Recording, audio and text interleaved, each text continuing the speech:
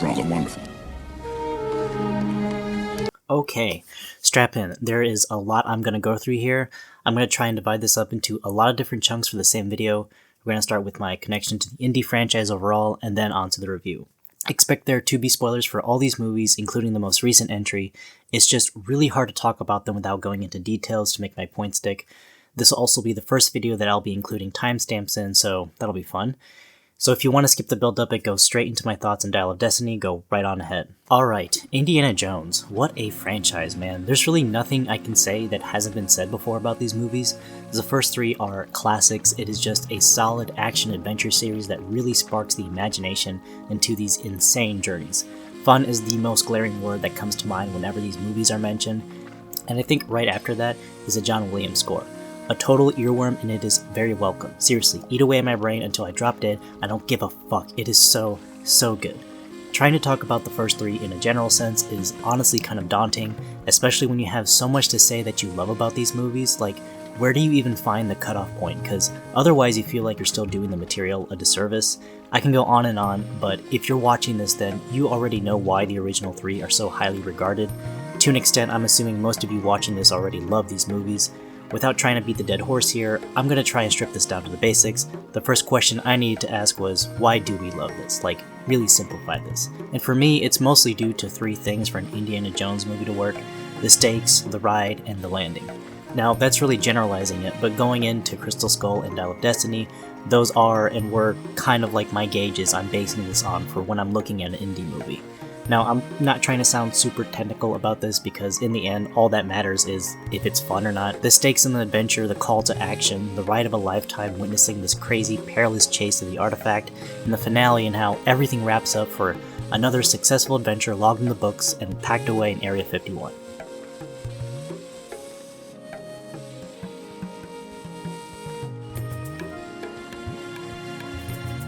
Indiana Jones, for me, the first time I watched them felt exactly like riding a roller coaster for the first time. Internally speaking, it was such a similar experience. It's a rush, exciting, and terrifying at points, and some scenes just drop your stomach down into a pit, and then ascend back into the peak for another drop. A coaster was the best way that I could describe it looking back. Raiders of the Lost Ark was the first one I saw as a kid, and it just hooked me in and I couldn't let go. And while Temple of Doom is mostly regarded as the black sheep of the three, when I saw it as a kid, it was a no-go, but when seeing it when I got older, I appreciated it way more and didn't have such a strong urge to look away as much, at least. But man, as a kid, watching that chief just dip his hand into that poor guy's chest in the ritual, like, that scene, the entry moment, like when his fingers go in, that's like forever etched into my brain. Absolutely amazing, traumatizing, and I love it.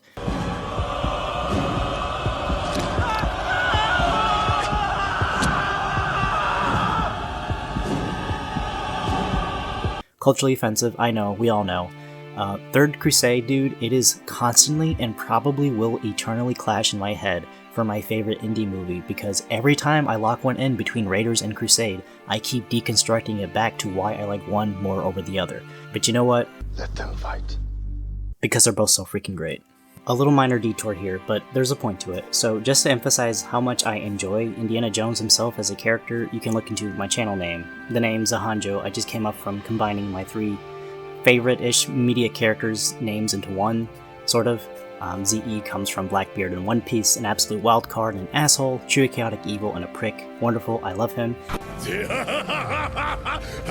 The HA comes from Han Solo, my favorite scruffy nerfherder in the galaxy. Who's scruffy looking? And Joe is Indy Jones. Part-time. Not that anybody was asking, but there you go, because I know it's a dumb-sounding name. Now, I know the indie movies aren't necessarily deep-dive character studies of Professor Henry Jones Jr. himself. Personally, I couldn't give a crap about his love life, family issues, and physical pains that he groans oh so much about, especially in 5. Instead, what I love most about the little fella is just how much of a fun, arrogant, stubborn, confident, and goddamn tough-as-nails son of a bitch he is. Especially in Raiders, that intro, my fucking god, that is the best way I think that I've seen a character being introduced in a movie. It says so much about him. So like, imagine, he's never been in that part of the jungle before, as far as we know. We're witnessing the tail end to an adventure we didn't see, but he moves and navigates through that temple like near flawless and fearlessly. Confidence and tenacity are the biggest traits for a character that appeals to me.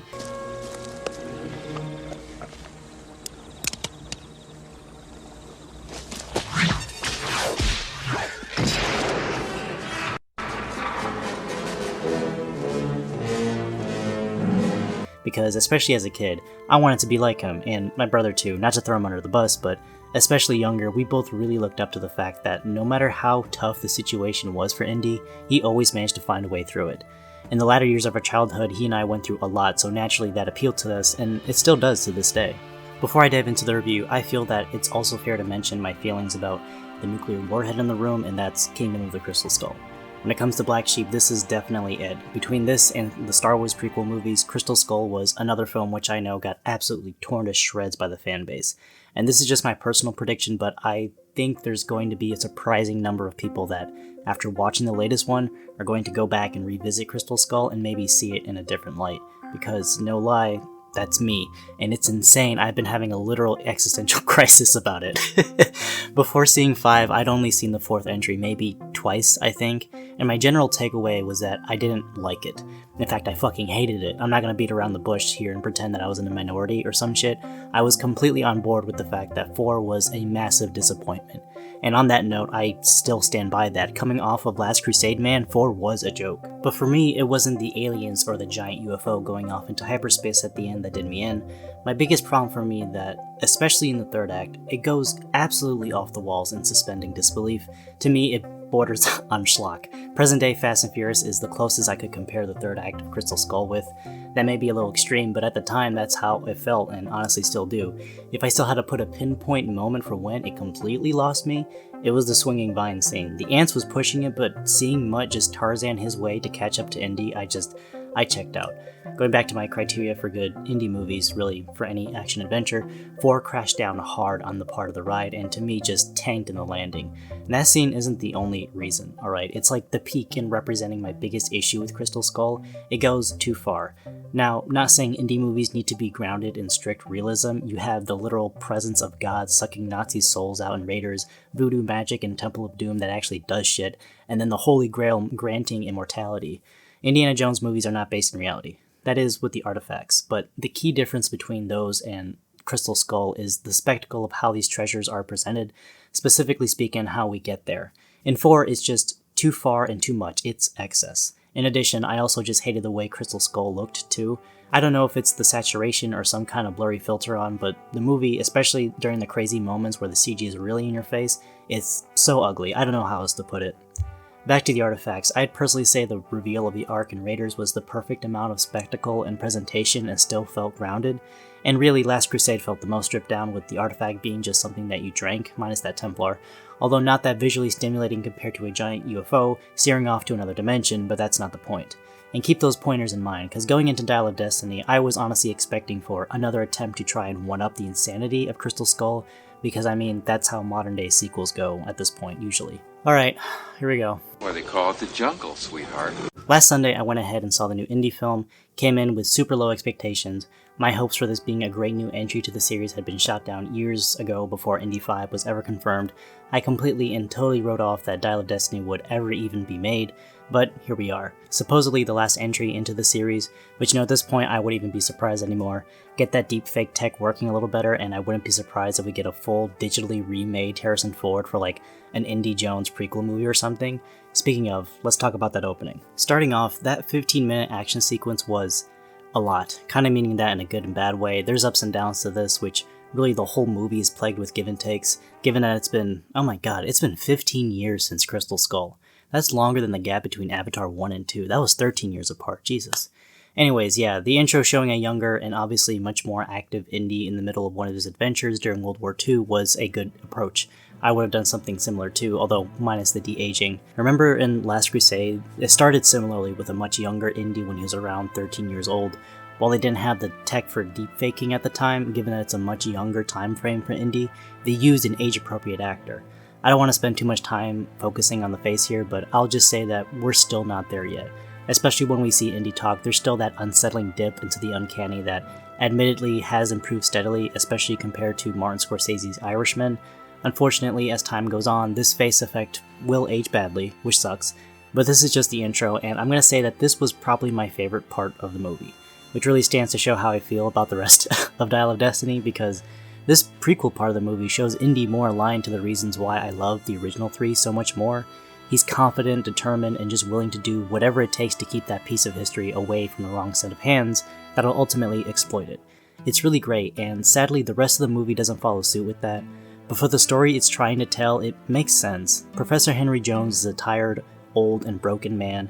His wife Marion has left him, his son Mutt died in the war. At the start of the story, we see him in probably the lowest point in his life, which again, personally, I have no interest in seeing for his character. In the same beat to Crystal Skull with Mutt, the new character introduced here to bring Indy back for one last ride is his goddaughter, Helena Shaw. This character is probably the most contentious aspect to this movie that a lot of people are divided on, potentially just as much as Mutt was from Crystal Skull. Now again, this is just my personal take, but I can understand the criticisms with Helena's character, especially when she's first introduced, and for the majority of the movie until the third act. The growth to her character isn't so much in the aspect of being an adventurer, she's presented as being fully capable of taking care of herself. Helena has a firm understanding of history, she knows how to fight, and is clever enough to solve most puzzles and situations of conflict on her own. Her arc isn't presented in becoming a better archaeologist, it's in realizing that there's more to the treasure than simply monetary gain.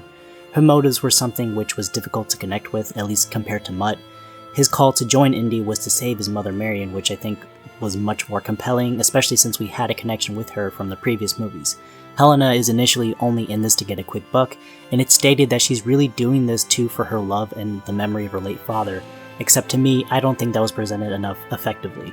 While as a whole I'm not a big fan of flashback scenes, there was nothing to indicate that she had good memories of her father, and the same can be said with her connection to Indy as well. By the end, they make it out to seem that she regards him as highly as she did her father, as maybe a mentor supposedly, but that part to her arc, I guess, to me wasn't fleshed out enough to stick the landing. Now, put a pin in that cause I'm going to discuss that issue again when talking about the ending to the movie. Cause this ending, man, oh my god, this ending upsetted me, I'll put it lightly. It tickled me, it bothered me. Moving on to some of the other characters, the villain, played by Mads Mikkelsen, is okay for this. I didn't have issue with Mikkelsen's performance, of course, he's a phenomenal actor.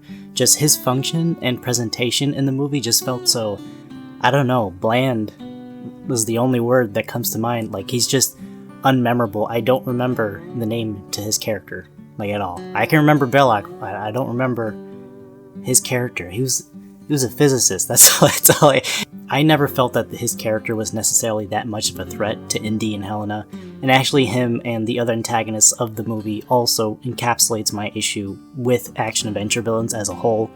Minor side note, again, here we go, sorry, but what is it with these movies, and the same can be said with the Uncharted games too, since they're similar, but why is it that it's always the case that the protagonists always end up doing most of the puzzle solving and discovery, and then like, almost on the dot every single time, the villains show up and go and fuck everything up and pretend they have the advantage over our leads. But, at the same time, they also need them because nobody's smart enough to figure out the mysteries themselves. What I'm getting at here is that I just wish there was an antagonist to these movies that was just as capable as, say, Indy, for example, that was just as smart and knowledgeable about history that it'd feel more like a rat race to the artifact rather than it always played out that the villains are just catching up. And they always have the most manpower too. What is with that? Okay, like, imagine an adventure series where it was more a cat and mouse game. Sherlock Holmes and Moriarty are the closest rivalry I could think of comparing the scenario to, and it's more of a game of wits and cunning versus we just have to outrun the big bomb. Oh my god, I cannot talk right now. And it's more a game of wits and cunning versus we just have to outrun the big mob of bad guys every time. Okay, rant over, but it's a prevalent case here in Dial of Destiny, and I kind of just had a last straw moment seeing that again. But yeah, the villain's pretty mid. Sala is in this for a little while, doesn't serve too much of a role besides cameo fan service. It was cool seeing him again for sure. He's always a fun guy to have around, I dig his jovial energy. Antonio Banderas is in this for a little bit, but it doesn't last long. Honestly, most of the side characters aren't that memorable or stand out in any way, really.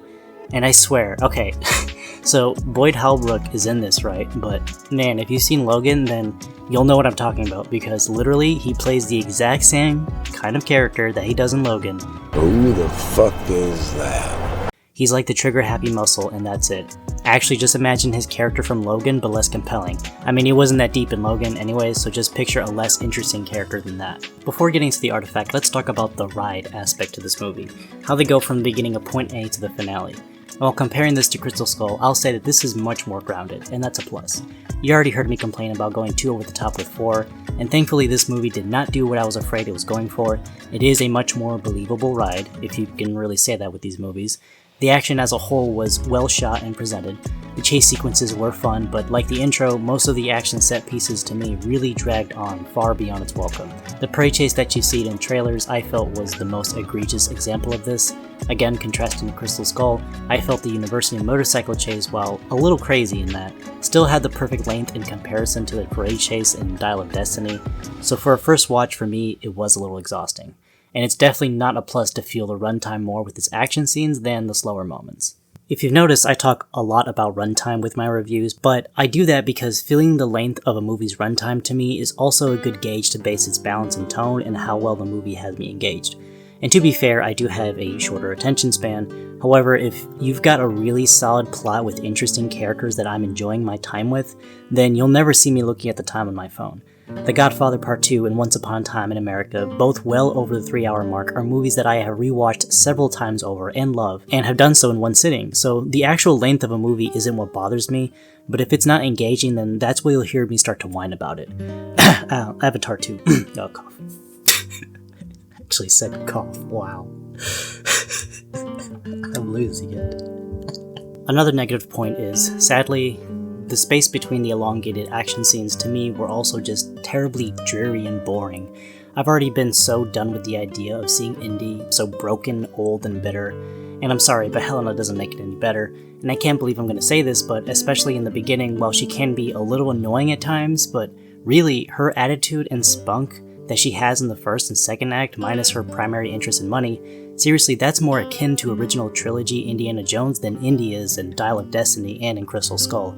That's not to say that I'm head over heels for this character, and it's not because she's a woman. Please don't make me have to defend that shit, because that's not the issue here. In fact, if this story is supposed to imply some kind of passing of the torch situation, Helena is presented to be so capable of herself, then what's the point of having Indy around to begin with?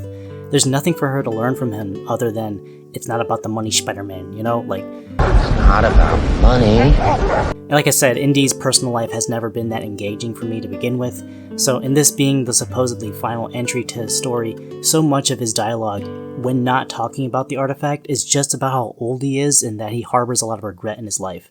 That's not the Indy that I know. And one could say, well, in this chapter of his life, he's not going to act the same way like he did when he was in his 30s, but that's actually the main point of my issues with his character in this and in Crystal Skull. Who wants to see that? Alright, another example can be with James Bond, right? He and Indy share a lot of similarities with their character traits. You want to see him in his prime at all times. I imagine there's very few people who want to see a grizzled old 007 complaining about his back half the time. And that's why his character has been recasted so many times, well, part of it. But it's also to keep the energy and spirit of the Bond character active through different and usually progressively more harrowing missions, and also so they don't have to keep up with a continuity with one iteration for too long. That's not to say the same treatment works with Indiana Jones, on the contrary. In fact, if there's anything I'd say on this, it'd be that this franchise should have ended with Last Crusade. But our overlords at Disney aren't going to go for that, obviously. So, what about the artifact? That's the big intrigue here, right?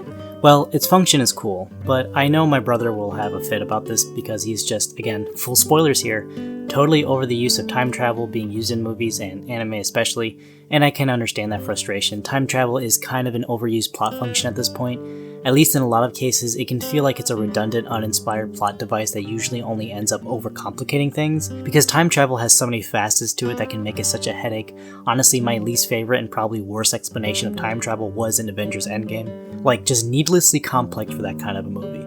I'm not very bright, okay, but you know, Back to the Future just did it perfectly. Let's just keep it at that. I can't guess you guys aren't ready for that yet. But your kids are gonna love it. That's not really points docked from this movie because thankfully that isn't the case, and the twist of it being used at the end I thought was actually pretty funny and clever. I don't remember the scientific explanation, but basically the Archimedes dial could only go to one specific point in time. It wasn't a full-on time travel device where you could go anywhere you wanted, which I honestly loved. That was a refreshing take on that. Alright, the ending. In summary, all the villains and our heroes do manage to go back in time. There's a big action sequence, the final hurrah to this movie to hopefully go out with a bang, and like I said, they can only go back to one specific point in time, which, to my understanding, was when Archimedes had finished constructing his version of the dial. It's an epic scene where Rome is invading Greece, and there's a funny bit here, because they're in a point of history they're not supposed to be in, right? And the Romans believe that Greece has the use of like dragons, because that's how they interpret airplanes. That was pretty good, and basically it becomes Romans versus Nazis for a little bit, which, I mean, it's stupid, but it's too entertaining to pass up. I'm glad they did that.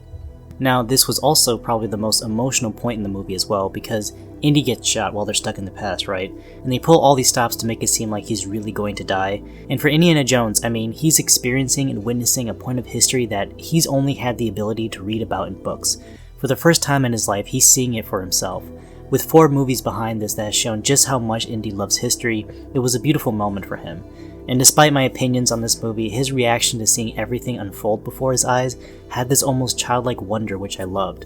That was the only point to this movie where I was like, even if he was 30 years younger, he would have reacted the same way and it was great. But, here we go, Helena comes in. Alright, so like I said, her only connection and interest to any of this adventure has been for money and or her love for her father, which we're just supposed to accept, right? Even though we're also supposed to assume that she's developed this connection with Indy as well, it was never established to me that she would necessarily be that distraught if he died or not. That sounds cruel, but she intentionally had put him in harm's way, especially in the first act of the movie. Like, she basically tries to kill him. There's no way around that. Like, this old man, she just tries to fucking just... So they make it out to seem like Indy is ready to die, or at least be okay with not coming back to his normal timeline, right? And really, he has no reason to. His wife is gone and wants nothing to do with him. His son is dead, and just about anybody he's known and cared about is gone, in a sense, minus Sala, I suppose. And God only knows what happened to Short Round. I'm not gonna go into that. The start to the movie in the present day is shown just how sad and lonely Indy is, and his most recent connection with Helena is with someone who constantly makes it known to him that she doesn't care or necessarily needs him, so fuck, I mean, why go back? When Indy argues that he wants to stay, Helena just freaks the hell out and tells him that he has to go back. He'll mess up the timeline or some shit. Which, I mean, we don't know how truthful that is, but as someone who's watched Indy go through and lose so much in his life, the prospect for him to end his days out being in a place he sacrificed so much of his life for would have been a perfect resolution, at least to me. But you know, Helena does her thing, and she gives old geriatric Henry Jones Jr. a sucker punch in the face to knock him out, and they bring him back home. They patch him up, and Marion arrives to help Indy out, and Sal's there too. It wraps up like they're a big happy family, which I'm sure will totally work out again. And that's the end to Indy's supposedly last movie. Yay. That ending really left a sour taste in my mouth. Perhaps if they fleshed out Helena's connection to Indy more, or at least shown that Indy really cared about her, especially as a kid, this is the only mention of Helena and her father in Indy's life. Just because he's her godfather on paper doesn't necessarily mean much. There needed to be at least one scene that showed a sweet memory of some kind, I don't know. At least something, just something for me to grasp onto, because there's nothing. Because I was just as shocked to see Helen in the movie, I'm sure, as Indy was. It's like, who? Goddaughter? Sure, I guess we'll just take in this at face value. And also, because I haven't mentioned it, I'm sure some people have noticed, the score. I mean, it's there, but honestly, it's the same issue I have with the sequel Star Wars movies.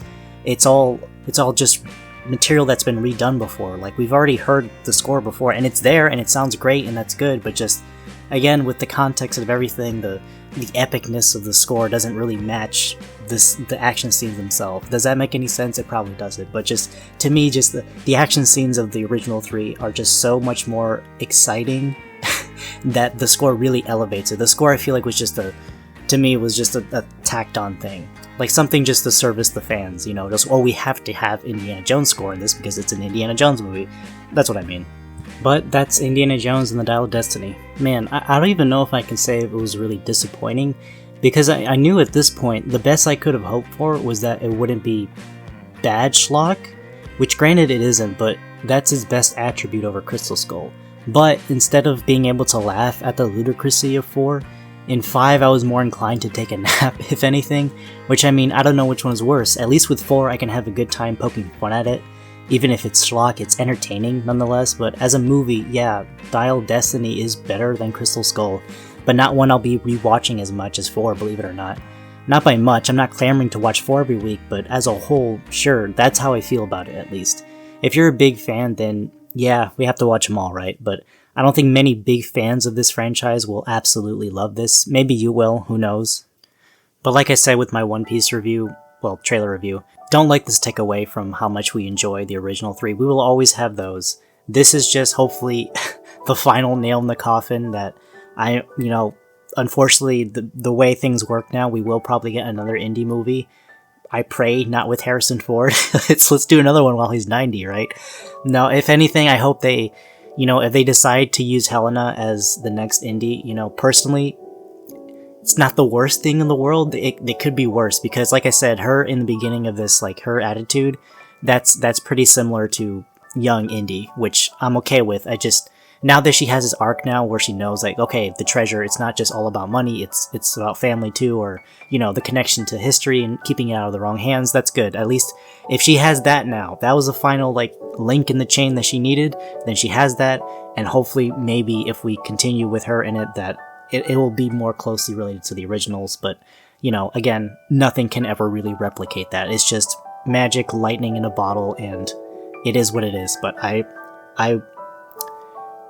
Dial of Destiny is just it's such a difficult one, because it's one where it's like, yeah, it's better than 4, but is it as entertaining? I don't know. Not to me, it wasn't. It wasn't that exciting. Personally, I was pretty over it especially after the intro. I was like, okay.